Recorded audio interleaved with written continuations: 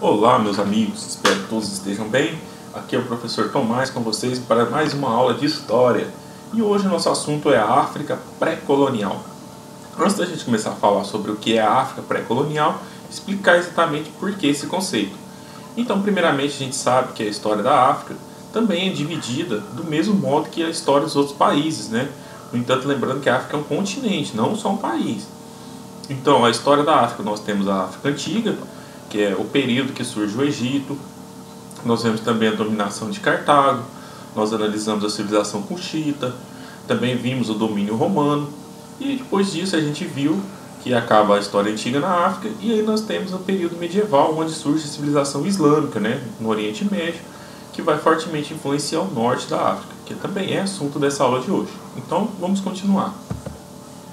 Primeiramente, gostaria de lembrar para vocês que nós temos duas Áfricas. Não é que é duas Áfricas, dois continentes africanos, mas sim que o continente africano é dividido em duas grandes regiões. Com o mouse aqui, estou mostrando para vocês aonde a África saariana, ou seja, onde fica o deserto Saara. Como vocês se lembram, essa parte aqui da África, onde eu estou passando o mouse, ela fica próxima à Europa, né? Próxima aqui a Portugal e Espanha, e também próxima ao Oriente Médio. Então, a população dessa região é predominantemente branca, né? E também nós temos que lembrar que a religião predominante aqui é o Islã, ou seja, por influência aqui do Oriente Médio e as migrações árabes ao longo de décadas, na realidade séculos, né, fez com que a África aqui tivesse forte influência do Islã. Já a África subsaariana é essa parte verde toda aqui, com extensão aqui somente de deserto nessa região da Namíbia e também aqui um pouquinho na Etiópia, que é onde nós temos as culturas da parte tropical da África, que é a parte que fica abaixo, tá? Que a população é predominantemente negra, tá? E aqui nós não temos praticamente uma religião específica, sim, várias religiões, várias culturas que nós vamos estudar hoje, algumas delas. Primeiramente, a África, para poder ser ligada a essa região norte do Saara e a região sul, nós temos uma coisa chamada rotas de comércio, que foram extremamente importantes no passado e ainda continuam sendo, uma vez que o deserto do Saara, pela mobilidade das areias, não é viável você construir uma ferrovia ou mesmo ficar construindo estradas pavimentadas, né? Então, favorável ainda continua sendo o uso de animais, dos camelos, tá? Essas rotas de comércio, elas eram bem conhecidas desde a época do Império Romano, só que tinha um grande detalhe. No período da Antiguidade, não era comum a utilização de camelos na África, tá? Somente após a conquista árabe do Egito que os camelos vão se tornar populares nessa região da África. Então as rotas de comércio vão se desenvolver muito nesse período, ok? E aí, como consequência, né, nós temos aí a criação da África Islâmica, como eu falei para vocês. Toda essa região pintada de verde é onde a cultura islâmica proliferou dentro da África. Como vocês podem ver, toda a área do deserto do Saara, uma parte aqui do que é hoje a Etiópia, né, alguns reinos da Etiópia, Eritreia, e também o que é hoje aqui em Moçambique. Então toda essa região aqui foi bastante influenciada pela questão islâmica. Tá? A influência árabe também ela é visível não só na religião, tá? Ela também é bastante visível nas roupas das pessoas desses locais islâmicos, como vocês podem ver aqui, a roupa das pessoas. Aqui é uma comunidade tuareg, as mulheres, vocês podem ver bastante influência da roupa árabe, né? Aqui embaixo nós temos alguns árabes berberes do Marrocos. E aqui nós temos aqui o Mansa, nós vamos falar mais para frente dele, o nome dele é Sundiata Keita. E também na própria construção, vocês podem olhar aqui a construção de terracota, mas toda com influência árabe.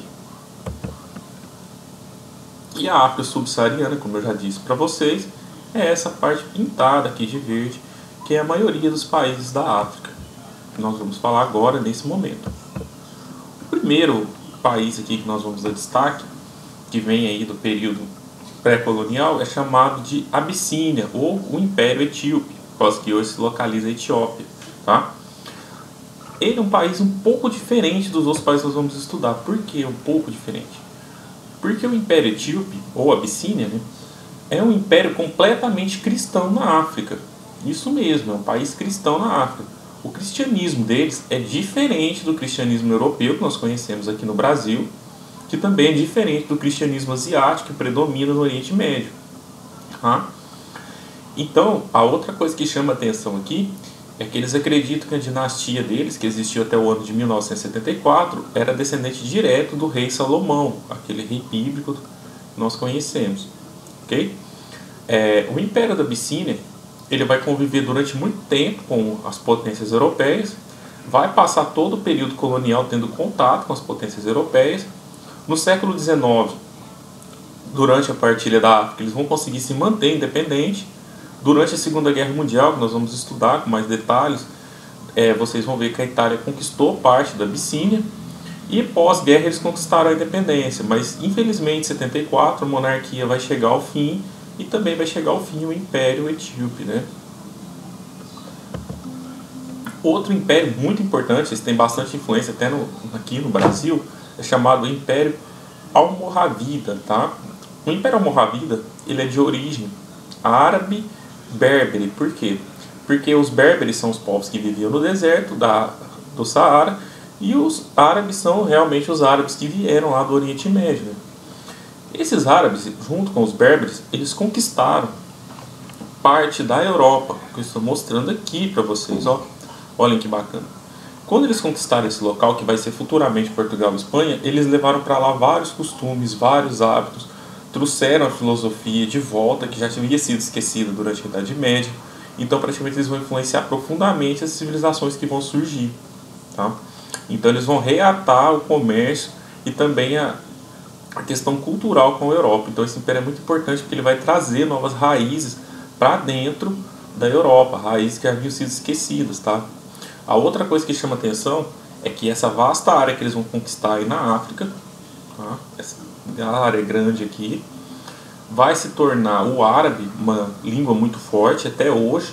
Muitos desses países usam como primeira língua árabe. Então posso falar que vai acontecer a arabização dessa parte da África. O outro agora é o Império de Mali. Tá? O Império de Mali é essa região pintada de verde que vocês estão vendo na África, se estende ao longo do rio. Tá? O Império de Mali chama atenção por causa do seguinte, que o Sundiata Keita, que é o fundador do Império de Mali, que é esse homem aqui, tá? Que também é o mesmo aqui, eles vão explorar bastante ouro nessa região, vai se tornar um império extremamente rico durante toda a Idade Média, vai ter muita influência sobre os impérios vizinhos, reinos vizinhos, cidades, estados vizinhos, tá? Vão levar praticamente a cultura deles para outros povos.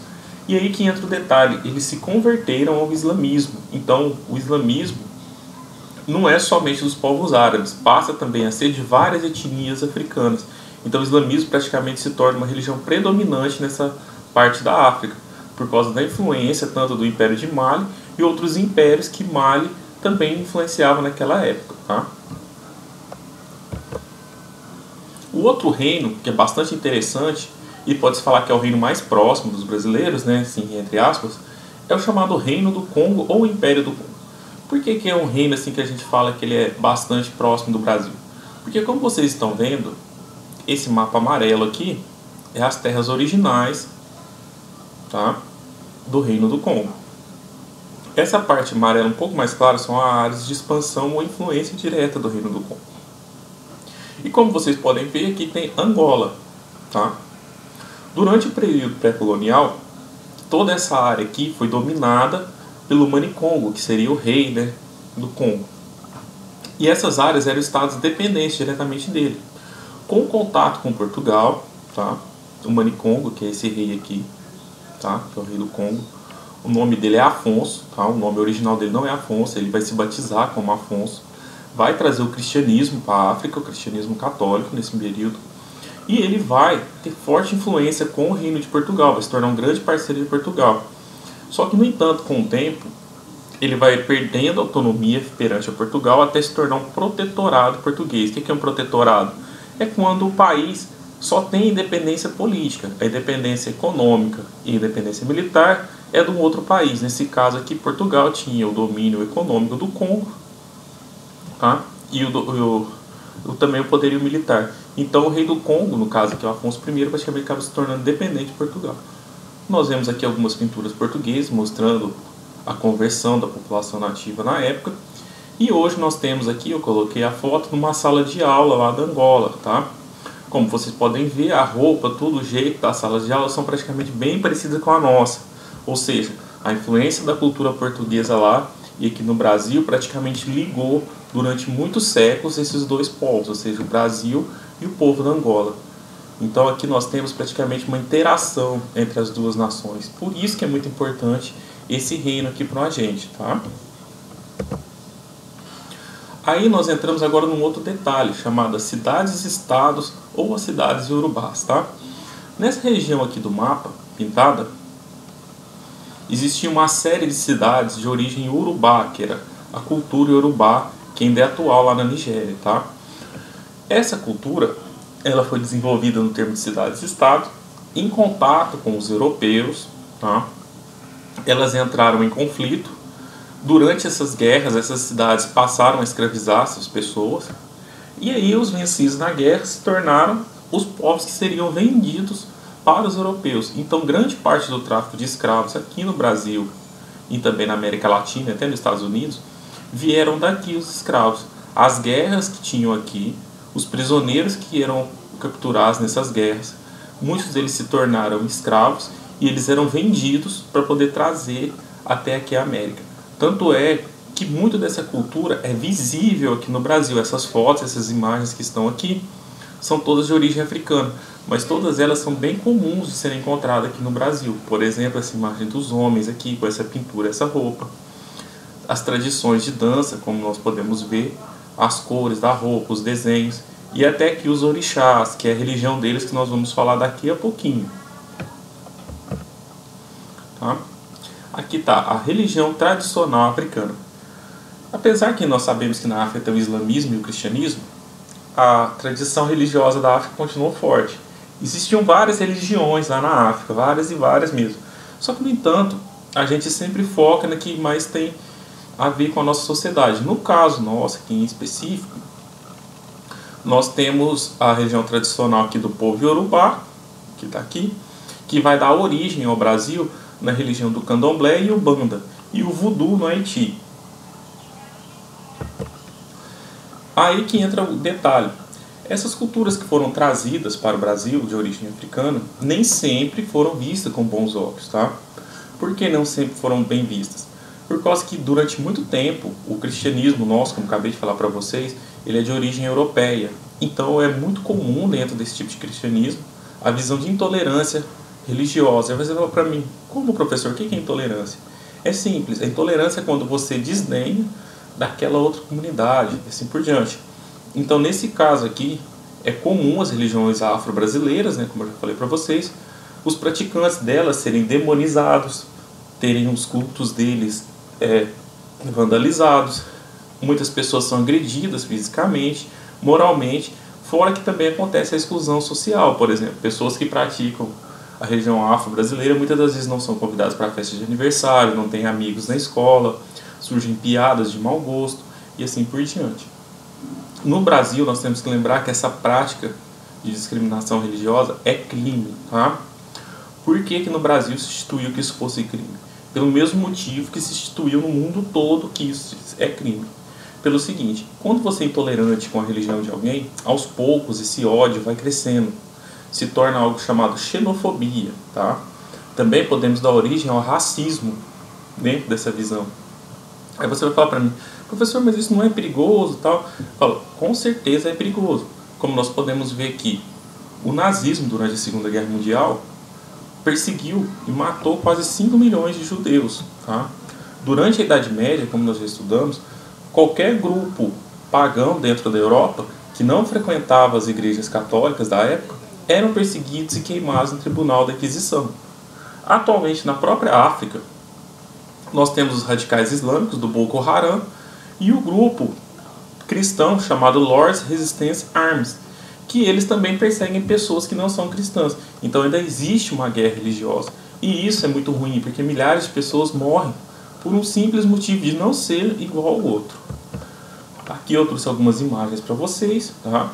A primeira aqui é a imagem da Inquisição, como a gente já viu falar tudo, lá em Portugal, queimando as bruxas no Porto. Aqui no G1, a reportagem Guerras Esquecidas, que mostra o conflito do Boko Haram, essa parte que eu estou passando o mouse. Aqui é do Resistência em Armas, na República do Congo e o Sudão do Sul, tá? E na Somália e no Iêmen é uma guerra interna também por grupos islâmicos, tá? Aqui nós temos a imagem dos Resistência em Armas, aqui embaixo do grupo Boko Haram, e infelizmente o número de vítimas é enorme. E aqui no fim eu coloquei o Holocausto, que foi a morte dos judeus na Segunda Guerra Mundial. Então pessoal, espero que todos estejam bem e até a nossa próxima aula.